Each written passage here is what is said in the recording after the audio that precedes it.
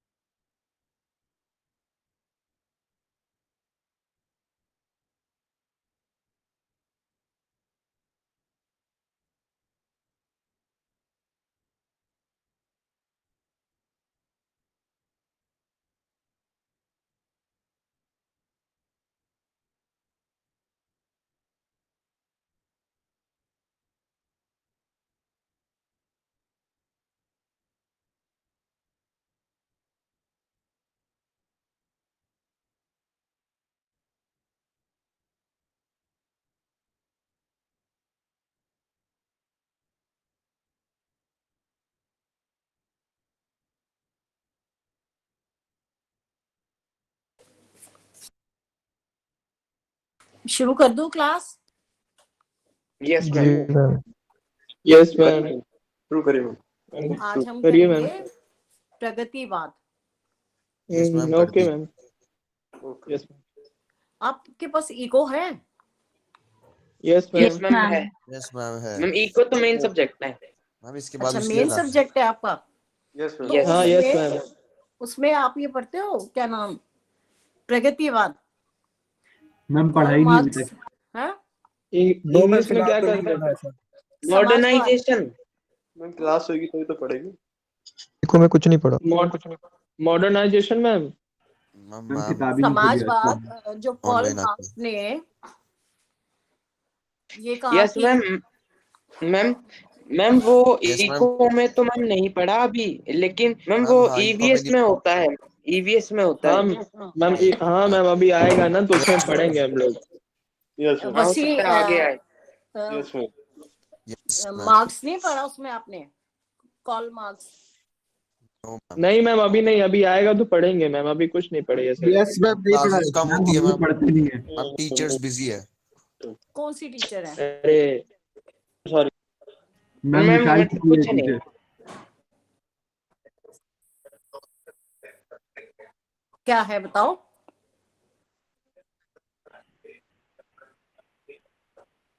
हाँ। मैम एक इंसान था बड़ा बेवड़ा सा। देखो क्या है कि जो मार्क्स थे ना, कार्ल मार्क्स, वो कहते थे कि जो जीवन की मूलभूत आवश्यकता है क्या है, जैसे रोटी, कपड़ा और मकान, है ना?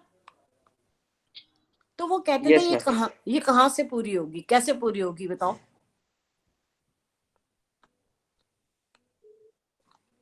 पैसे। पैसे से पूरी होगी। तो वो कहते थे अर्थ मतलब पैसा, जो अर्थ है ना वो हमारे, पैसा जो है वो हमारे जीवन की मूलभूत आवश्यकता है। जी मैम। और पैसा कमाने के लिए जो मनुष्य है वो कितना संघर्ष करता है। क्यों करता है? क्योंकि इसको रोटी, कपड़ा और मकान चाहिए। जो पूंजीवादी है उनको तो उसके अलावा भी बहुत लग्जरीज चाहिए, बढ़िया बंगलो का गाड़ी, ये सब दुनिया भर की तमाम चीजें उनको चाहिए। तो विचारधारा जो है राजनीति के क्षेत्र में, इसको हम कहते हैं समाजवाद या साम्यवाद, और दर्शन के क्षेत्र में कहते हैं भौतिकवाद। भौतिक मतलब ये जगत। और साहित्य के क्षेत्र में हम उसे कहते हैं प्रकृतिवाद। राजनीति में क्या कहते हैं? समाजवाद। हाँ। और भौतिक दर्शन शास्त्र में क्या कहते हैं? मैम ये दर्शन शास्त्र क्या है? दार्शनिक विचारधारा। मतलब थोड़ा।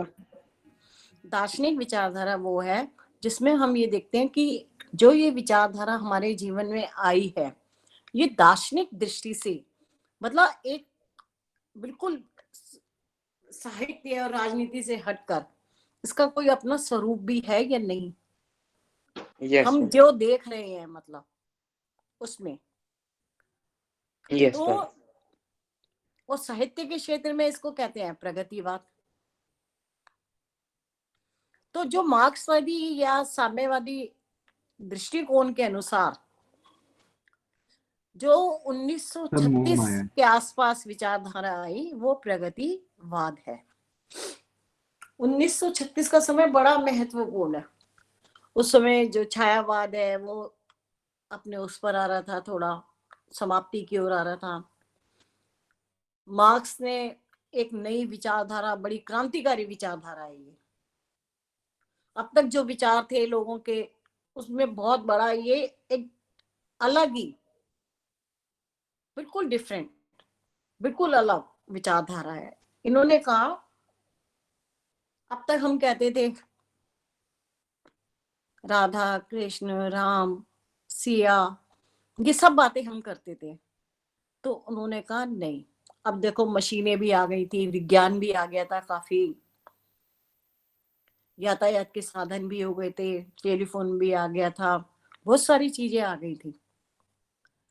तो क्या हुआ, आधुनिकता में ये कहा गया कि वैज्ञानिक आविष्कारों से उत्पन्न जो नवीन विचारधारा है वो ये है कि जो केंद्र में है, सेंटर में है, वो मनुष्य है, ईश्वर ने। अब ईश्वर का स्थान किसने ले लिया? मनुष्य ने। उन्होंने कहा हम ईश्वर को कहाँ जानते हैं, हमें नहीं पता। स्वर्ग होता है, नरक होता है, लोक है, परलोक है, ईश्वर है, आत्मा है, भाग्यवाद है, ये सब चीजें हम नहीं जानते। हमें सिर्फ ये पता है कि हम इस भौतिक संसार में जो हमें दिखाई दे रहा है इसमें रहते हैं, और इसमें रहने के लिए हमें 3 चीजों की जरूरत है, रोटी, कपड़ा और मकान। उसको पूरा करने के लिए हमें पैसे की जरूरत है। पैसा हम कैसे कमाएं? क्योंकि पूंजीवाद आ गया, हमारे घरेलू उद्योग, हस्तोद्योग सब समाप्ति की ओर है ना। तो पूंजीवाद आया, उन्होंने बड़ी बड़ी मशीनों की, बड़े बड़े उद्योगों की स्थापना कर ली। तो पूंजीवाद ने क्या किया, 2 वर्ग पैदा कर दिए। एक शोषक जो कि वो खुद है, पूंजीवादी जो है, एक शोषित जो उनके नीचे काम करते हैं, मजदूर है, मिलके मजदूर है। तो उन्होंने कहा कि क्या होता है कि जो शोषक है वो हमेशा शोषण करेगा ही करेगा। तो जो शोषण करवाता है उसको क्या बोलते हैं? मैम हम वो पूंजीवादी है। पूंजीवादी तो शोषक हो गया, जो शोषण यस करता मैम, है। जो शोषित है वो मजदूर है, गरीब उसका है। यस मैम, उसका तो शोषण होता है, हमेशा ही शोषण होता रहता है। एक एक इतनी तनख्वाह, उनको इतना वेतन मिलता है कि बस अपना गुजारा भर कर पाते हैं। और उसमें भी मजदूर अगर पीने वीने का शौकीन हो तो घर में रोटी वोटी के भी लाले पड़ जाते हैं। यस तो मैम, इन्होंने कहा कि जो साम्यवादी विचारधारा में कि जो मनुष्य है उसकी सबसे बड़ी विवशता क्या है कि वो जीना चाहता है। जिजीविषा की भावना, जिजीविषा आप समझते हो? जीने की इच्छा। हाँ, बहुत प्रबल इच्छा। मोह माया। नहीं, मोह माया नहीं, हर मनुष्य जीना चाहता है। यस मैम, आप हॉस्पिटल में चले जाओ, जो व्यक्ति मरणासन अवस्था में है उससे पूछो तुम जीना चाहते हो, मरना चाहते हो? कहेगा नहीं नहीं, मैं इलाज करा किस लिए करा रहा हूँ, जीने के लिए तो करा रहा हूँ। किसी गरीब से गरीब व्यक्ति से पूछ लो तुम मरना चाहोगे, कि तो पागल हूं मैं जो मरना चाहूंगा, मेहनत कर लूंगा, कमा लूंगा। चाहे कोई कितना भी बीमार हो, कितना भी गरीब हो, कितना भी दुर्बल हो, मगर मरना कोई नहीं चाहेगा, सब जीना चाहेंगे। तो मनुष्य की ये सबसे बड़ी जो जिजीविषा की भावना है, ये बहुत प्रबल है। प्रेमचंद की एक कहानी है, कफन। बाप और बेटा है, बेटे की वाइफ है, वो प्रेग्नेंट है, उसको बच्चा होने वाला है। वो परेशान है अंदर अपनी पीड़ा से। घर में एक आलू है, 2 आलू है या 1 आलू है। बाप सोच रहा है, तो उन्होंने आलू भूने। बाप सोच रहा है मैं खा लूं, बेटा सोच रहा है मैं खा लूं। मतलब कोई परेशान है दर्द से, पीड़ा से, वो कोई मतलब नहीं है, अपने से मतलब है कि हम ये खा ले किसी भी तरह, दोनों में से। बाप और बेटे का प्रेम कहाँ गया? क्योंकि दोनों इच्छा वो चाहते हैं, जीना चाहते हैं, भूख से मरना थोड़ी चाहते हैं। तो इस प्रकार उन्होंने बताया कि जो मनुष्य है,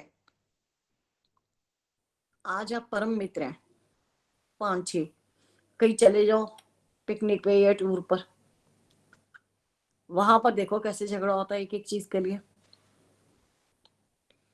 क्योंकि हर आदमी सरवाइव करना चाहता है, बहुत अच्छे ढंग से सरवाइव करना चाहता है। उसको सिर्फ अपना मैं दिखाई देता है, और कुछ दिखाई नहीं देता।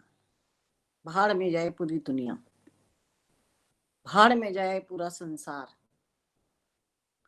मुझे सिर्फ जीना है, मरना कोई नहीं चाहेगा। कितनी भी बीमारी हो, कुछ हो, गरीबी हो, दुख है, संघर्ष है, हर आदमी जीना चाहता है प्रयास करके। मार्क्स ने यही कहा कि हर आदमी जीना चाहता है, और जीने के लिए उसे रोटी, कपड़ा और मकान चाहिए।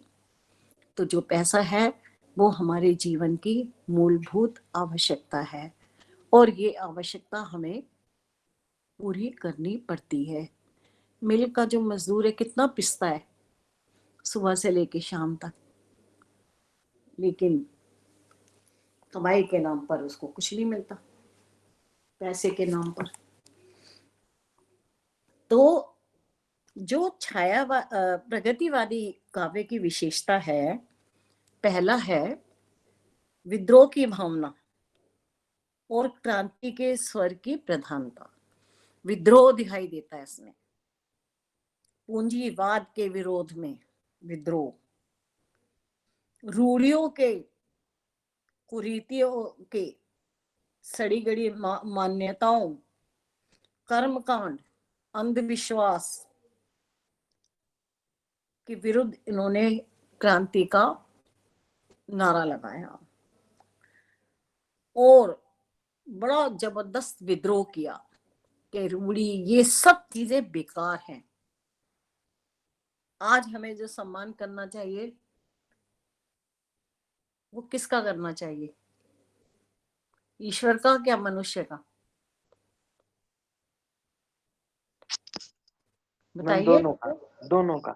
क्यों दोनों का क्यों करे? वो तो ईश्वर का विरोध कर रहे हैं, स्वर्ग का भी विरोध कर रहे हैं, नरक का भी विरोध कर रहे हैं, वो तो किसी को मान ही नहीं रहे। नहीं मैम, मतलब कुछ तो मानते हैं ना। नहीं, कोई भी नहीं। जो साम्यवादी है ना, कम्युनिस्ट है, वो नहीं अच्छा, मानते हाँ किसी को। हाँ, नहीं, हाँ, यस मैम, कम्युनिस्ट नहीं मानते। हाँ, वो फिर कहते मैं हैं ईश्वर का करना हम नहीं चाहिए। मानते ईश्वर ईश्वर इन सब चीजों को। हमने कौन सा देखा है उनको? कौन सा यस, हमने स्वर्ग देखा है, कौन सा नरक देखा है? यस मैम, तो हमने उनको नहीं करना चाहिए। हमने तो मनुष्य देखा। वो कहते हैं मनुष्य है जो है सबसे बड़ा, ईश्वर को कर दिया यस साइड मैम। में और मनुष्य को ले आए बीच में।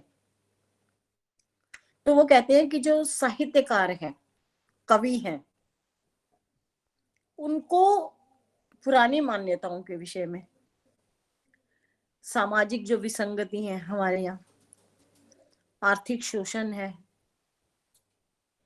तो उन्होंने कहा इनका जबरदस्त विद्रोह करो। जो आर्थिक अव्यवस्था है, किसी के पास पैसा ज्यादा है, किसी के पास पैसा कम है, आर्थिक शोषण होता है ना। तो इन सब के पीछे उन्होंने क्रांतिकारी स्वर पैदा किया।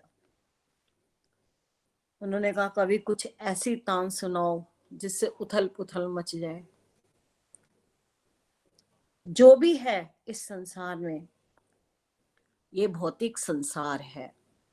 हम पहले कहते थे ब्रह्म सत्य जगत मिथ्या, ब्रह्म ही सत्य है, ये संसार तो मोह माया है, झूठ है। उन्होंने कहा नहीं, ये संसार सत्य है, हमने ब्रह्म को नहीं देखा, ब्रह्मा को नहीं देखा, ये संसार सबसे बड़ा सत्य है। देवी देवताओं का क्या है, आराम से बैठे हैं, अगर है तो लोग कहते हैं कि वो तो आराम करते हैं, लेकिन हम क्या है, हम तो संघर्ष कर रहे हैं। तो हम बड़े हैं या ईश्वर बड़ा है? हम बड़े हैं। तो इस तरह से उन्होंने विद्रोह की भावना समाज के अंदर पैदा की। आप ये बताओ, जिस देश में धर्म को बिल्कुल सेंटर में रखा गया हो,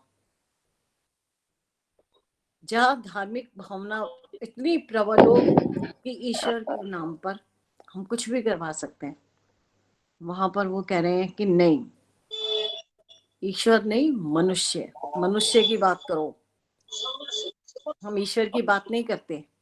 ईश्वर के पास कोई दुख नहीं है। नीचे जो मनुष्य है वो संघर्ष करता है, उसके दुख की बात करो, उसकी दरिद्रता की बात करो, उसके संघर्ष की बात करो। तो हम ईश्वर को नहीं मानते, हम मानते हैं मनुष्य को। समझ में आया? Yes ma'am. फिर उन्होंने जो परंपरागत रूढ़ियां, ईश्वर में अनास्था दिखाई, नवीन, फिर उसके स्थान पर उन्होंने किसको रखा? नवीन मानवतावादी परंपराओं को। Yes ma'am. उन्होंने मानवतावादी परंपराओं में अपनी आस्था दिखाई। Yes ma'am. जितनी भी पुरानी मान्यताएं थी उनको उन्होंने ठुकरा दिया, जिसमें किसी भी प्रकार की दास्ता अथवा शोषण हो, वो उन्होंने कहा हम इसको स्वीकार नहीं करेंगे। मार्क्सवादी, प्रगतिवादी जो कवि हैं, वो ऐसी साहित्यिक मान्यताओं में विश्वास रखते हैं जो मानव को सभी प्रकार से भौतिक सुख,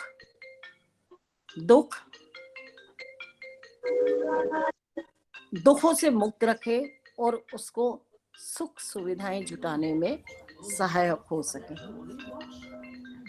उन्होंने कहा जो मनुष्य है उसको भौतिक संसार में रहने के लिए, सुख सुविधाएं जुटाने के लिए जो मान्यता सफल होगी हम उसी को मानेंगे। तो उन्होंने कौन है ये? मानवतावादी विचारधारा को, मानवतावादी परंपरा को,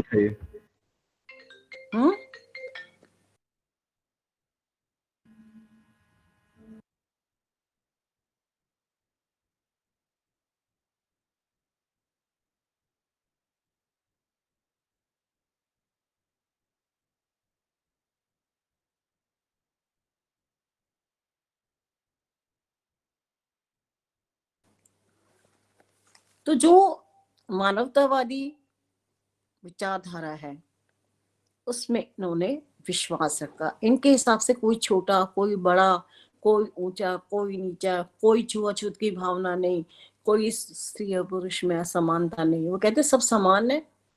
स्त्री और पुरुष क्या होता है कि वो पुरुष ऊंचा हो गया, स्त्री नीचे हो गई? तो उन्होंने इन सब मान्यताओं को नहीं माना। फिर उन्होंने कहा जो आर्थिक है वो मनुष्य का आर्थिक शोषण नहीं होना चाहिए। भौतिक विकास पर, मतलब इस संसार में, भौतिक मतलब ये जो संसार है हमें दिखाई दे रहा है, भौतिक जगत, इसके विकास पर बल दो ताकि मनुष्य को समानता का कोई अधिकार मिले।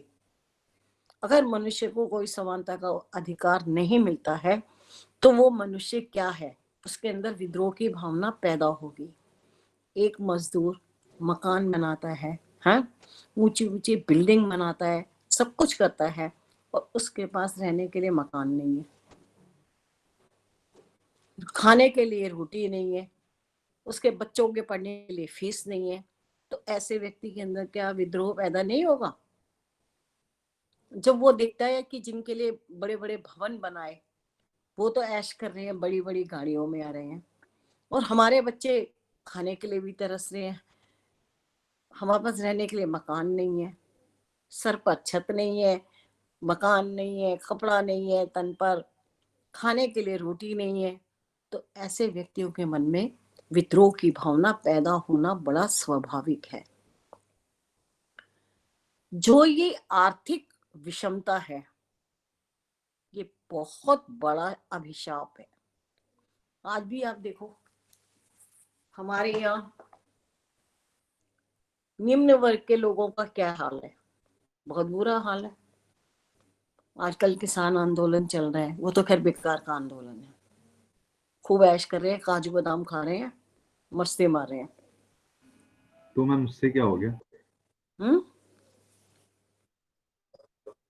आंदोलन, हाँ तो आंदोलन ही होते हैं हम उसमें। खाना तो खाएंगे ही।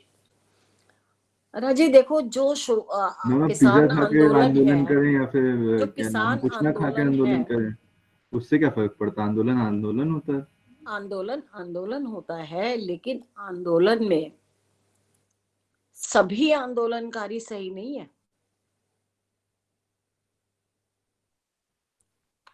तो मैम बहुत, सारे गलत भी तो नहीं। हाँ, तो उन्होंने कहा कि देखो जो मनुष्य है उसके बारे में तो कोई सोचता ही नहीं है। कितना गैप है आर्थिक विषमता में, कहीं हम एक लाइन पर भी आके नहीं मिलते, हमारे पास कुछ है ही नहीं, और एक समाज ऐसा है जिनके पास एक्स्ट्रा पड़ा हुआ है। तो ये जो विषमता है इसको दूर करना पड़ेगा। जब तक ये दूर नहीं होगी तब तक जो समाज में कलेश है, क्रांति पैदा होगी ही होगी, विद्रोह होगा ही होगा, संघर्ष होगा ही होगा दोनों दलों में, शोषक और शोषित में हमेशा झगड़ा होगा। कोई इनके झगड़े को, फसाद को रोक नहीं सकता। जो शोषित वर्ग था ना, जिनका शोषण होता है, जो मजदूर वर्ग है, इन्होंने उसे नाम दिया सर्वहारा वर्ग। क्या दिया नाम? सर्वहारा। सर्वहारा, जो सब तरफ से हार गया है, सर्वहारा वर्ग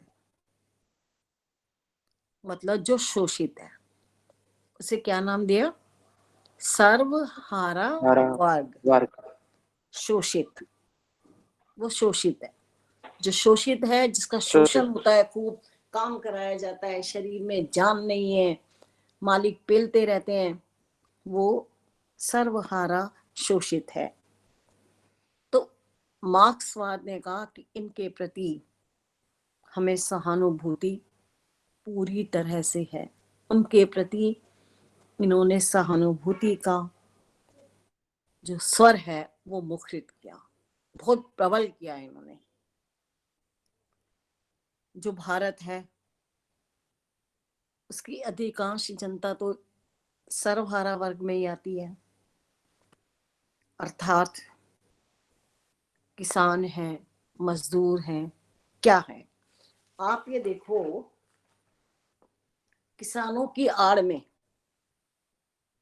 बड़े बड़े लोगों ने अपने फायदे उठाए हैं, जमीनें ले रखी हैं, किसानों को मजदूरी करने के लिए बोला हुआ है इसके ऊपर। सब मुंह माया मैम। हाँ, और फिर आंदोलन उनसे करवाते हैं।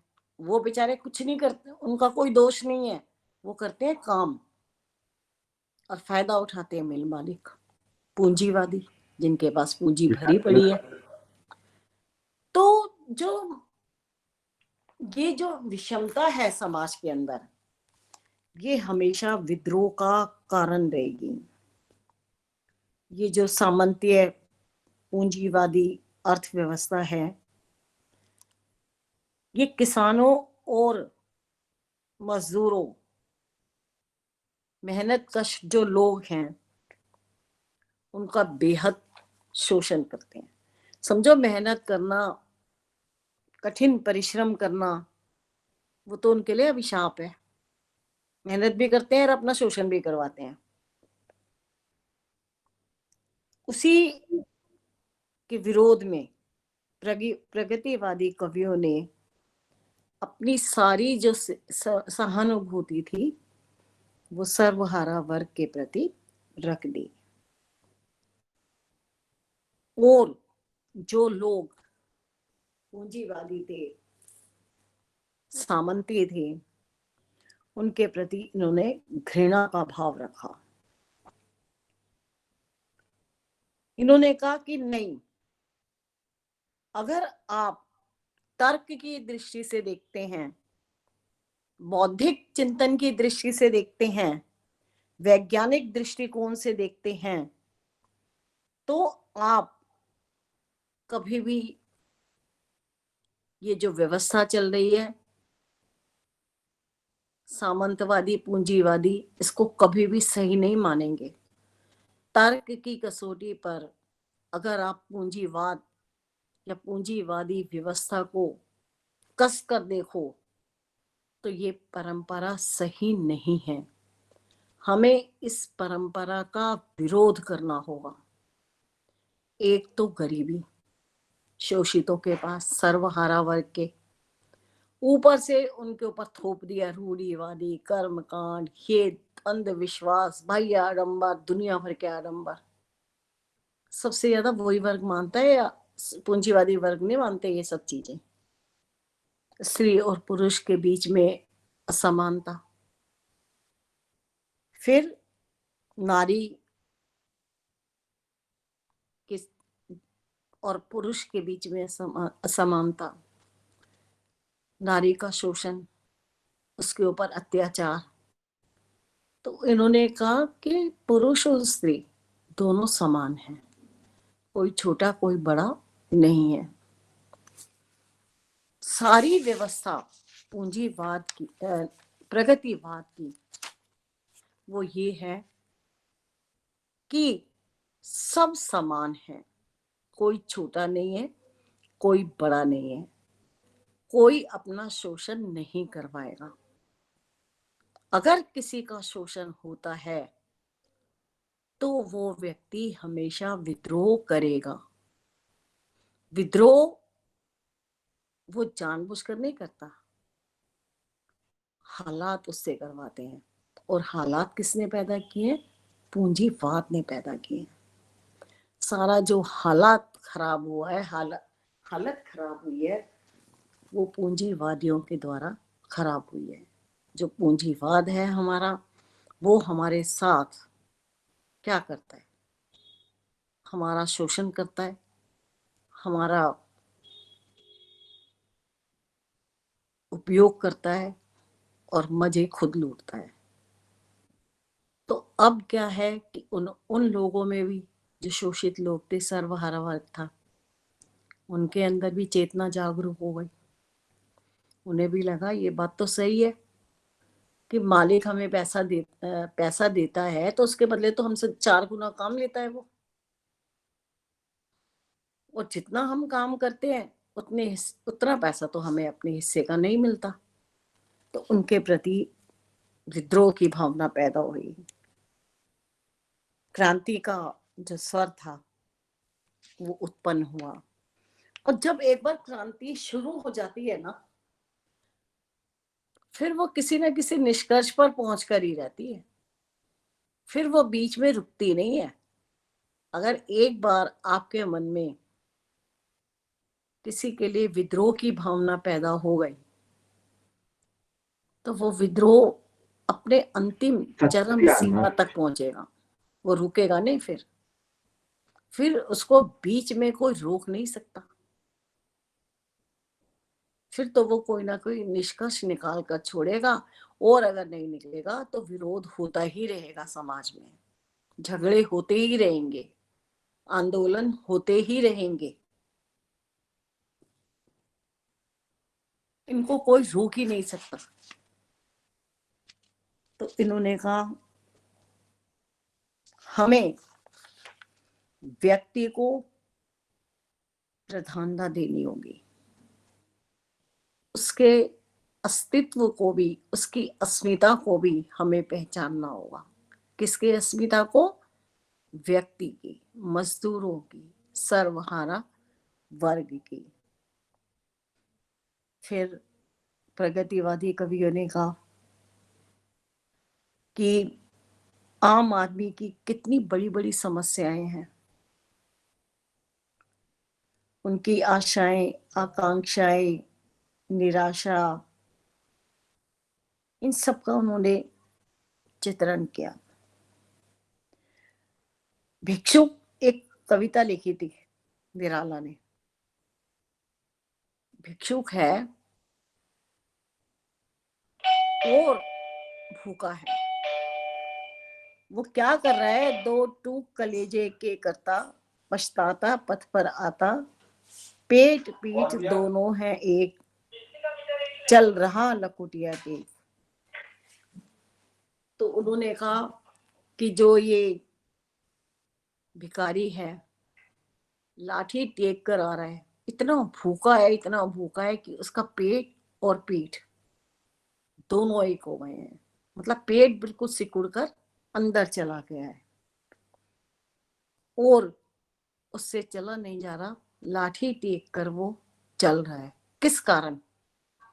शोषितों के कारण, पूंजीवाद के कारण, आर्थिक विषमता के कारण। जिनको खाने के लिए नहीं मिलता उनकी यही दशा होती है। इन चीजों पे तो हमारा अधिकार है ना कि हमको पेट भर के खाना मिलना चाहिए, हमको कपड़ा मिलना चाहिए, हमको मकान मिलना चाहिए रहने के लिए। उनको मकान कैसे दिए? सीलन भरे मकान जिनमें बदबू आती है, एक कमरे में 10 से। अभी जब कोरोना काल चल रहा था तो आपने देखा नहीं, बॉम्बे में जो एक वो स्लम एरिया है, 9-10 लाख लोग रहते हैं एक कमरे में, 8-8, 10-10 लोग रहते हैं। ये क्या है?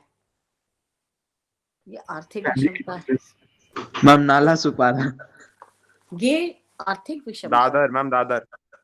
बोरीवली। धारावी क्या नाम है उसका जगह का? तो उन्होंने मैम साउथ दिल्ली। हाँ, साउथ दिल्ली में तो सब बड़े वो रहते हैं, बड़े समझते हैं ना साउथ दिल्ली वाले किसी को। साउथ दिल्ली के लवानियों। हाँ, क्या कह रहे हो? साउथ दिल्ली की झुग्गियां। साउथ दिल्ली में ऐसा नहीं है कि सब खराब है, नाम है बस साउथ दिल्ली। तो साधारण आदमी की,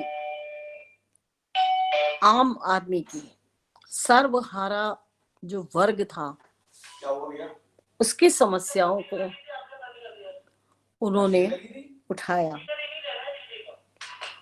और उसके बारे में उन्होंने लिखा। अब देखो हम क्या करते हैं, बड़ी बड़ी समस्याओं को उठाते हैं। आज आप टीवी खोल लो, क्या आएगा? आज यहाँ पे इलेक्शन हो रहे हैं, वहाँ इलेक्शन हो रहे हैं, उसने वो दल कर लिया, उस दल की बैठक वहां पर है, आज इसकी रैली निकलेगी, आज वो होगा। कोई भी आम आदमी की बात करता है वहां पर? होती ही नहीं। किसानों की कोई बात नहीं होगी, कोई दरिद्र लोगों की कोई बात नहीं होगी। जितनी भी बातें होंगी ना, वो सब होंगी राजनीति की। आज उस मंत्री ने ये किया, आज उसने ये किया, मतलब उनकी उपलब्धियां गिनाते रहते थे। जैसे ये टीवी ना हो गया, ये चैनल मंत्रियों का हो गया, और होता ही है मंत्रियों का। Yes. तो आम आदमी की समस्याओं, आम आदमी मतलब सर्वहारा वर्ग की समस्याओं को इन्होंने अपनाया। ईश्वर की सत्ता में पूर्णतः विश्वास किया। इन्होंने कहा ईश्वर की सत्ता में विश्वास रखने का कोई सवाल ही नहीं पैदा होता। इनका दर्शन बिल्कुल नास्तिक है, ईश्वर में विश्वास नहीं रखता, वो रखता है मनुष्य में विश्वास। प्रगतिवादी दृष्टिकोण के अनुसार यदि ईश्वर की सत्ता होती, यदि ईश्वर होता, तो क्या संसार में इतने दुख, इतनी संकट, इतने संघर्ष, इतनी त्रासदी होती? नहीं होती। तो उन्होंने कहा जितनी सामाजिक विडंबनाएं हैं, आर्थिक विषमताएं हैं, इन सब में किसका हाथ है? पूंजीवादी वर्ग का हाथ है। तो ईश्वर के होने का तो कोई सवाल पैदा ही नहीं होता। तो ये बड़े नास्तिक हैं। जो प्रगतिवादी कवि हैं वो बहुत नास्तिक हैं। इन्होंने हर चीज में विद्रोह किया। जो काव्य की परिपाटी थी, भाषा के संदर्भ में, रस के संबंध में, छंद के संदर्भ में, अलंकारों के संबंध में, सब में विद्रोह किया। इन्होंने कहा